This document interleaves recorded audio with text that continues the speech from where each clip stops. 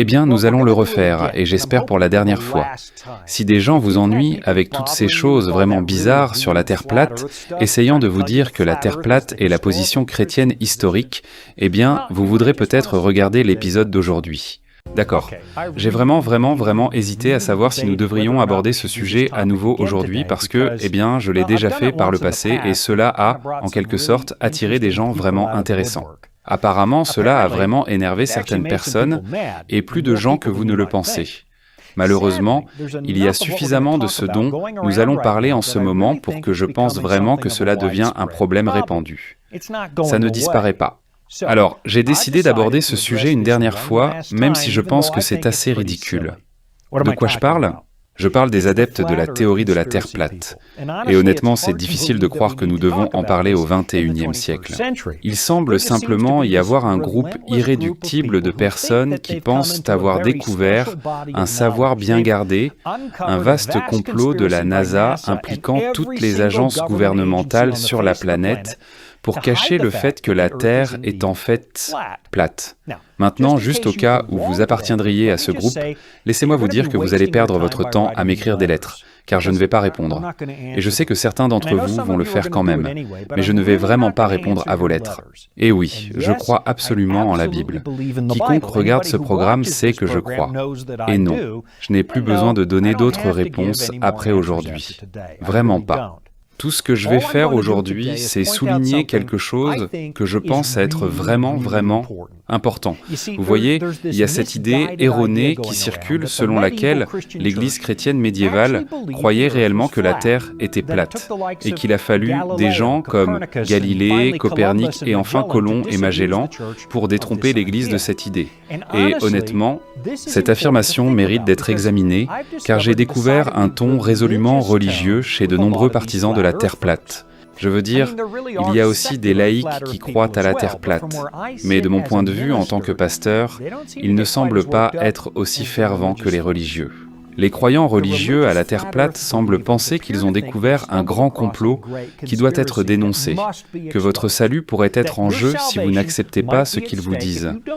J'en ai eu qui se sont présentés à des événements où j'étais orateur et ils m'ont poursuivi, me disant qu'ils s'inquiètent de la façon dont Dieu va me traiter si je ne m'assieds pas pour les écouter.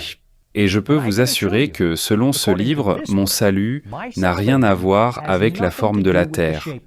Mais revenons maintenant à cette idée que l'Église a historiquement enseigné que la Terre est plate et n'a changé cela que récemment. C'est une idée que certains athées aiment à promulguer parce que cela rend les chrétiens un peu ridicules. Pourtant, et je vous le donne en mille, c'est complètement faux. L'Église n'a pas enseigné que la Terre est plate, et les érudits chrétiens médiévaux non plus. Nous savons que la Terre est une sphère depuis très longtemps. Bien sûr, cela ne signifie pas que l'idée d'une Terre plate n'ait jamais apparu parmi les chrétiens. C'est arrivé, et c'est en train de revenir. Mais aujourd'hui, c'est l'histoire de comment cela s'est produit que je veux que nous étudions, car ce n'est pas ce qu'on vous a dit. Pas du tout. Il est vrai que vous pouvez trouver des écrivains chrétiens anciens qui ont promu l'idée d'une terre plate.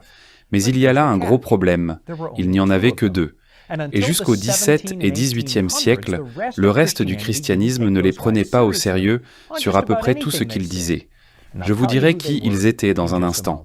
Mais avant d'en arriver là, laissez-moi vous présenter deux autres personnes qui étaient des orateurs très populaires au XIXe siècle, car ils parcouraient les campagnes en proclamant que la science et la Bible étaient irrémédiablement opposées.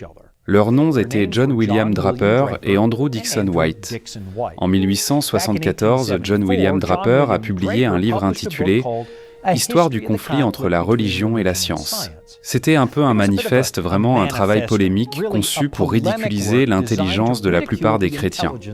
Et parce que Draper avait déjà publié une histoire des sciences très populaire avant de sortir ce livre, et parce qu'il était un orateur très célèbre et talentueux, beaucoup de gens ont pris cette œuvre au sérieux. Maintenant, je lui accorderai le crédit qui lui revient.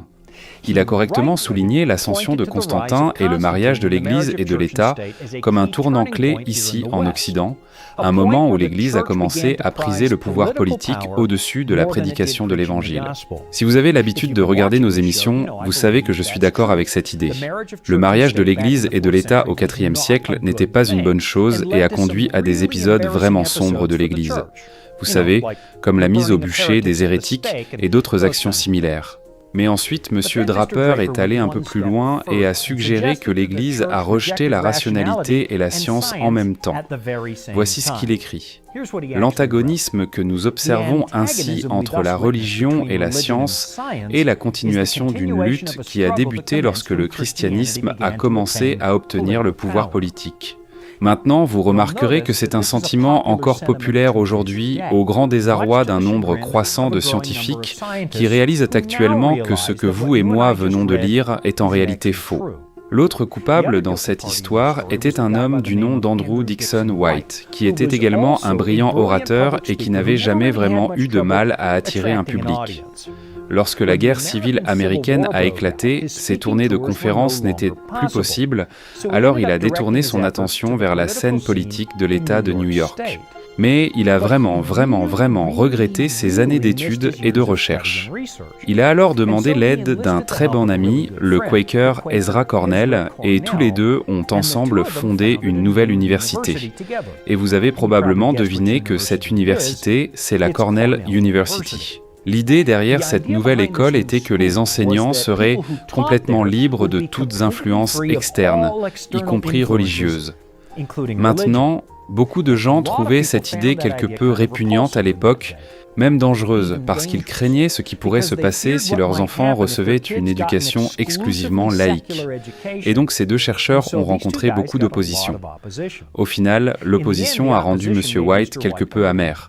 Il a alors composé une toute nouvelle série de conférences qu'il a appelées « Les champs de bataille de la science ». L'histoire qu'il a racontée, je suis sûr que vous pouvez la deviner.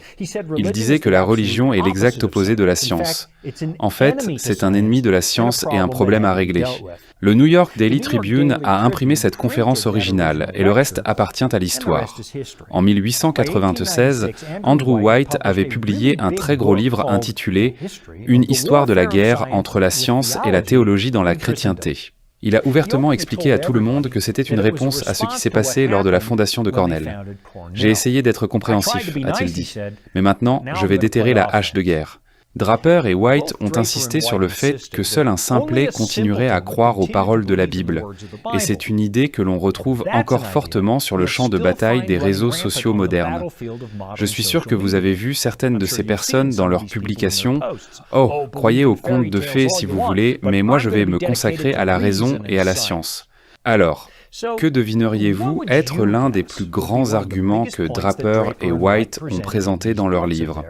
L'Église, ont-ils dit, a historiquement enseigné que la Terre est plate, et ils ont même persécuté ceux qui disaient le contraire. Les Grecs anciens, ont-ils ajouté, de leur côté, étaient dévoués à la science et savaient que la Terre était une sphère.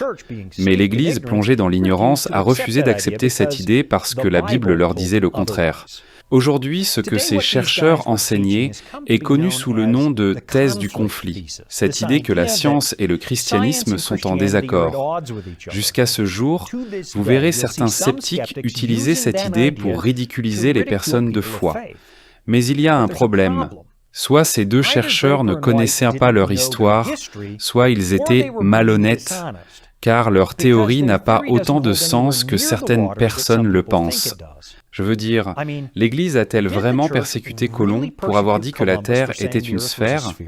L'Église a-t-elle vraiment enseigné que la Terre était plate?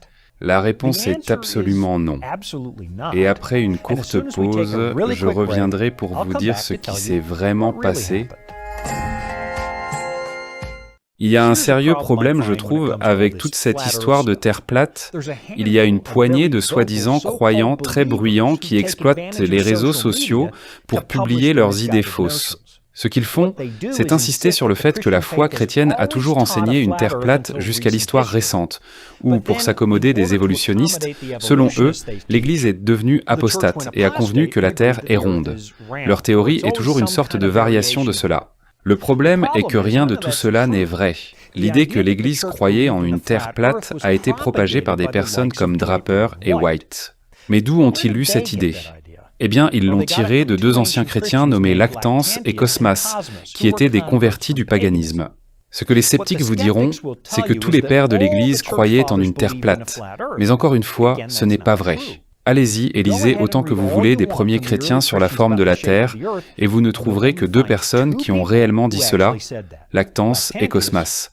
Maintenant, si vous regardez la version vidéo de ceci, je n'avais pas d'image de Cosmas, donc c'est juste une de ces cartes que j'ai mise à l'écran. Je suppose qu'avant aujourd'hui, la plupart d'entre vous n'ont même jamais entendu parler de ces deux personnes. Savez-vous pourquoi ? C'est parce qu'ils étaient essentiellement des inconnus théologiques. Personne ne croyait ce qu'ils disaient sur un large éventail de sujets.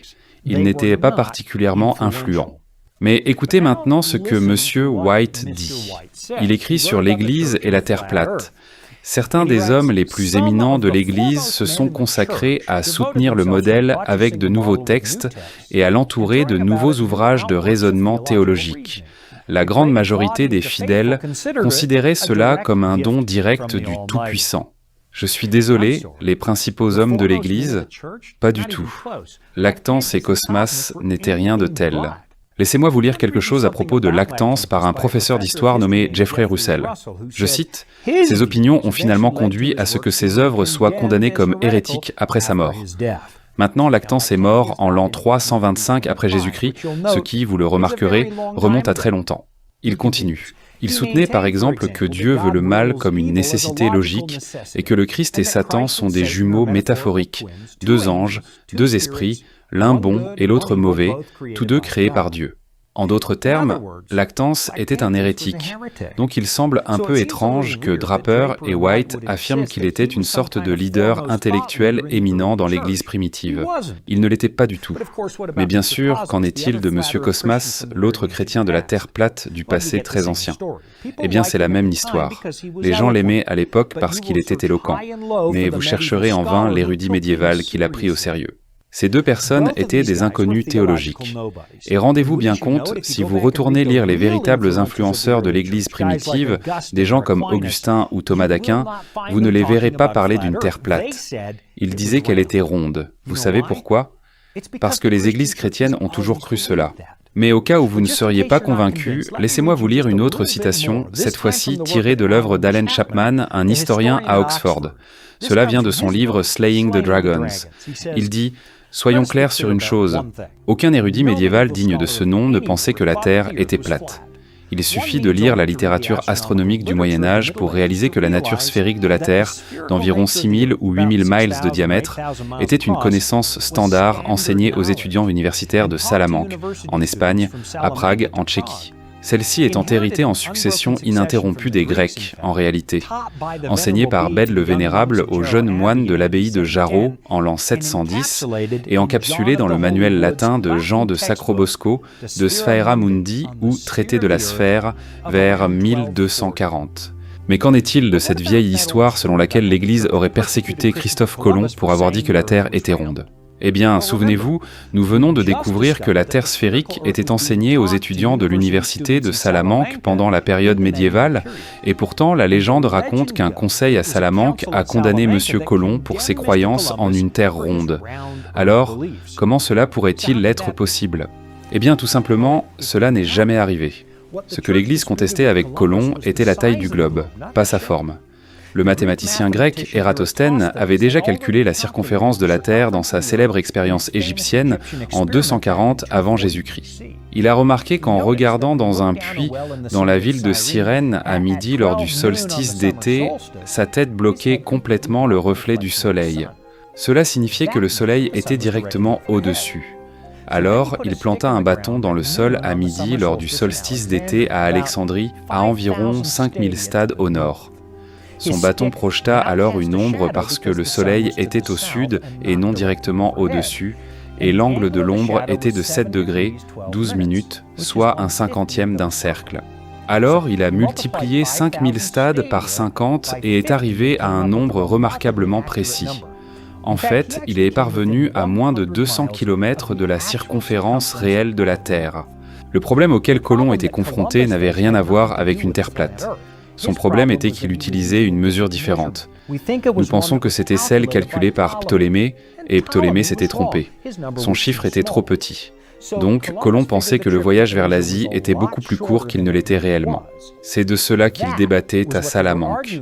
Cela n'avait rien, mais alors rien à voir avec la forme de la Terre. Alors, d'où vient l'idée que l'Église croyait à une Terre plate à cette époque? Eh bien, elle vient d'un romancier américain, Washington Irving, qui a écrit un récit fictif de Colomb en 1828, où Colomb est assailli de citations de la Bible et du Testament. Le livre de la Genèse, les psaumes de David, les prophètes, les épîtres et les évangiles. À cela s'ajoutaient les expositions de divers saints et révérends commentateurs. Saint Jean Chrysostome, Saint Augustin d'Hippone, Saint Jérôme de Stridon, Saint Grégoire le Grand, Saint Basile et Saint Ambroise. Vous voyez, Irving voulait que nous pensions que l'Église citait les pères de l'Église pour prouver que la Terre était plate. Et dans le roman, lorsque Colomb essaie de réfuter ces gens-là, tout le monde se moque de lui. Mais encore une fois, rien de tout cela n'est jamais arrivé. Parfois, quand on relit l'histoire, elle peut sembler un peu fade. Donc on peut peut-être pardonner à M. Irving d'avoir essayé de l'épicer un peu, sauf que ses idées erronées ont en quelque sorte pris racine. Le problème aujourd'hui est que même les chrétiens bien intentionnés commencent à adhérer à cette idée, et ils insistent sur le fait que la Terre plate était la position traditionnelle du christianisme, alors que cela ne l'était pas. Et dans le processus, ces gens donnent aux sceptiques beaucoup de combustible pour leur feu, parce qu'ils ridiculisent la communauté de foi. Je veux dire, réfléchissons à cela. Que faudrait-il pour que le monde entier raconte le même mensonge scientifique? Tous les scientifiques de la NASA, tous les politiciens, tous les chefs religieux, tous les photographes, tous les astronomes. Absolument tout le monde sur Terre doit coopérer. Si vous avez déjà essayé de garder un secret, vous savez à quel point c'est absurde. Et voici le côté ironique. Les chrétiens de la Terre plate vous diront qu'ils essaient de défendre la parole de Dieu contre les sans-dieux, contre les évolutionnistes, et devinez quoi? Ce sont les sceptiques, des gens comme Draper et White, qui ont inventé cette histoire au départ pour discréditer l'Église et défendre Darwin. Mais les chrétiens y croient vraiment, Sean. La Terre ronde est une nouvelle idée. Non, ce n'est pas le cas, pas du tout. Et après une très courte pause, je vais le démontrer. Alors profitez de votre trajet sur cette boule très ronde que nous appelons notre maison, et je reviens dans un court moment. Il y a des gens qui veulent que vous croyiez que l'Église chrétienne a réellement pensé que la Terre était plate jusqu'à des temps relativement récents. Mais honnêtement, ces personnes n'ont tout simplement pas fait leur devoir. Vous vous souvenez peut-être d'avoir lu Les Contes de Cantorbéry de Geoffrey Chaucer au lycée. C'est une collection d'histoires écrites entre 1387 et 1400, racontées par des voyageurs pour passer le temps. En voici quelques lignes que vous trouvez dans le chapitre intitulé « Le conte du Franklin ». Aurélius, avec un cœur heureux, répondit aussitôt « Pariez 1000 livres que ce vaste monde que l'on dit rond. » Attendez une minute. Je pensais qu'il croyait à l'époque que la Terre était plate. Ce texte date de plus de 100 ans avant Colomb, et personne n'a essayé de brûler Chaucer pour avoir écrit cela. Maintenant, voici le vénérable Bède qui a vécu à la fin des années 600 et au début des années 700 après Jésus-Christ. Il écrit dans un manuel « La cause de l'inégalité de la longueur des jours vient de la forme globulaire de la Terre, car ce n'est pas sans raison que les écritures sacrées et les lettres séculaires parlent de la Terre comme d'un orbe. Car c'est un fait que la Terre est placée au centre de l'univers, non seulement en latitude, comme si elle était ronde comme un bouclier, mais aussi dans toutes les directions comme une balle de jeu, peu importe comment elle est tournée. C'était environ 800 ans avant Christophe Colomb. Et vous remarquerez à quel point il est prudent. Il dit que la Terre n'est pas comme un bouclier ou un disque. Ce que les partisans de la Terre plate veulent vous faire croire que la Terre, l'Église enseignait autrefois. Mais il y a des centaines d'années, Bède disait à ses étudiants que c'est une sphère. C'est une balle. Ce que nous pouvons critiquer, c'est la façon dont il place la Terre au centre de l'univers, ce que nous croyions à l'époque. Et vous savez ce qui n'est jamais arrivé? Le vénérable Bède n'a pas été condamné par l'Église pour l'avoir dit. Pourquoi cela? Parce qu'ils savaient tous très bien que la Terre était une sphère. Point final. Historiquement parlant, il n'y a que deux exceptions, Lactance et Cosmas, et personne ne les a pris au sérieux. Cette idée que l'équipage de Colomb était terrifié à l'idée de tomber du bord de la Terre est aussi absurde. Je veux dire, ils avaient deux griefs. Premièrement, que le voyage prenait plus de temps que prévu, et deuxièmement, qu'il risquerait d'être impossible de rentrer chez eux à cause des vents qui allaient dans la mauvaise direction. Mais tous ces hommes savaient que la Terre était une sphère. Et je sais qu'en ce moment, il y a des gens qui regardent ou écoutent et qui s'énervent, et vous pensez que je suis un menteur ou que je ne crois pas à la Bible. Je peux vous assurer que j'y crois. Je passe des heures à lire et à étudier la Bible tous les jours. Mais juste pour les besoins de l'argumentation, disons que vous avez raison, juste pour un moment. La Terre est un disque couvert par un dôme imperméable. Les atterrissages sur la Lune ont été falsifiés par Kubrick et nous ne sommes jamais allés dans l'espace. Il y a un complot massif qui nous empêche de voir ce qui se trouve de l'autre côté du mur de glace en Antarctique. Disons pour les besoins de l'argumentation que tout cela est vrai. J'aurais malgré tout cela une question pour vous. Et alors ? Je crois que j'ai posé la question la dernière fois que nous en avons parlé, mais encore une fois, et alors ? Quelle différence cela fait-il dans votre vie quotidienne? Quand vous vous lèverez demain matin, comment cette connaissance va-t-elle faire une seule différence dans votre vie? Êtes-vous Elon Musk? Préparez-vous un voyage spatial? Prévoyez-vous de lancer un satellite? Et non. Tout ce que vous faites, c'est faire passer les chrétiens pour des simples d'esprit, et vous jouez le jeu de ceux qui ont inventé cette idée depuis le début pour discréditer le christianisme. De plus, vous violez un principe que Paul a enseigné lorsqu'il traitait des débats inutiles. Permettez-moi de vous rappeler ce qu'il a dit à son jeune protégé, le pasteur Timothée. Il écrit « Fuis les passions de la jeunesse et recherche la justice, la foi, la charité, la paix, avec ceux qui invoquent le Seigneur d'un cœur pur. Repousse les discussions folles et inutiles, sachant qu'elles font naître des querelles. Or, il ne faut pas qu'un serviteur du Seigneur ait des querelles. » Honnêtement, vous gâchez votre vie avec ces trucs, et cela s'applique également à toutes ces théories du complot que les gens semblent aimer, surtout ici, aux États-Unis d'Amérique. L'Évangile est magnifique tel qu'il est, et il n'a pas besoin de votre aide pour être plus sensationnel. Alors arrêtez. Pour ma part, je ne vois aucun résultat positif ici. Au lieu d'attirer les gens vers les Écritures, vous faites le jeu des sceptiques. Vous promouvez en fait l'idée que la foi et la science sont opposées l'une à l'autre alors que ce n'est pas le cas. En fait, vous remarquerez que la plupart des découvertes de la révolution scientifique ont été faites par des personnes qui croyaient que l'univers était ordonné parce qu'il avait été créé par un Dieu intelligent. Je reviens tout de suite. D'accord.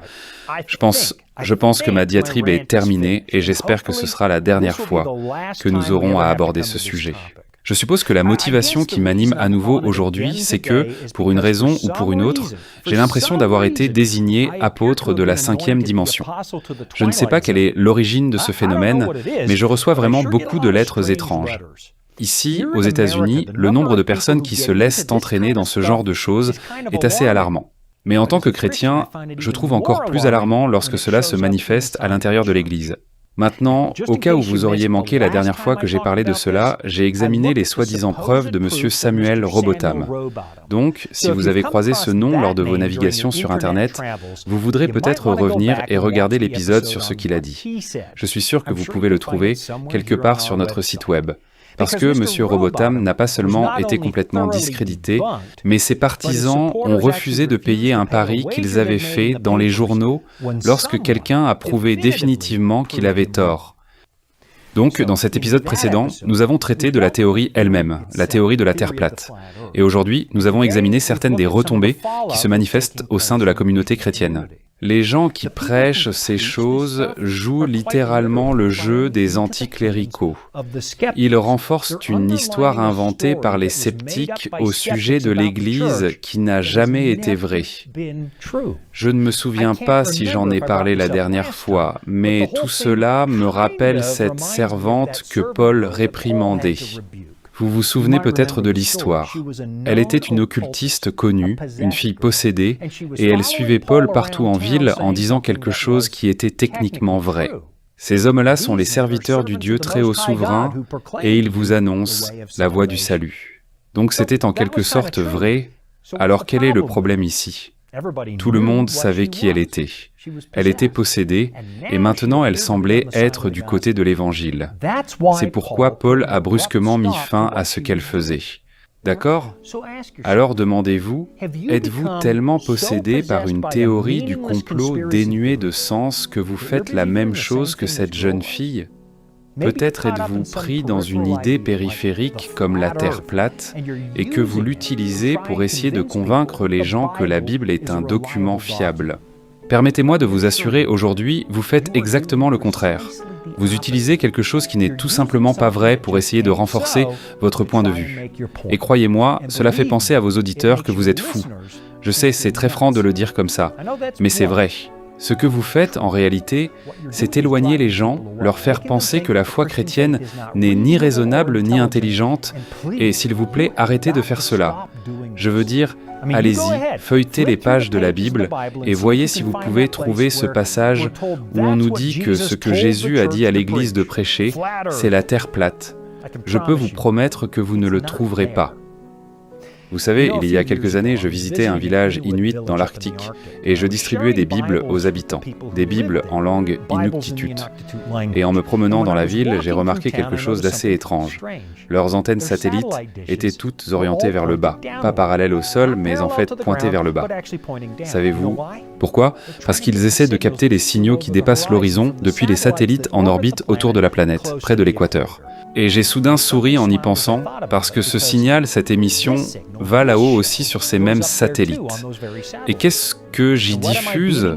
L'histoire de la Bible, ce qui ne contredit pas la façon dont ces paroles arrivent là-haut en Arctique. En fait, j'enseigne la Bible par satellite depuis très longtemps maintenant, et de temps en temps, je sors la nuit et je regarde ces satellites passer au-dessus de ma tête. Et je remercie Dieu de vivre à une époque où ceux-ci me sont accessibles. Et maintenant, j'espère avoir dit mon dernier mot. Il est temps d'arrêter de perdre nos vies sur des complots sans importance, car les gens ont de vrais problèmes et la forme de la planète n'en fait pas partie. Merci de m'avoir rejoint. Vous avez regardé Authentique.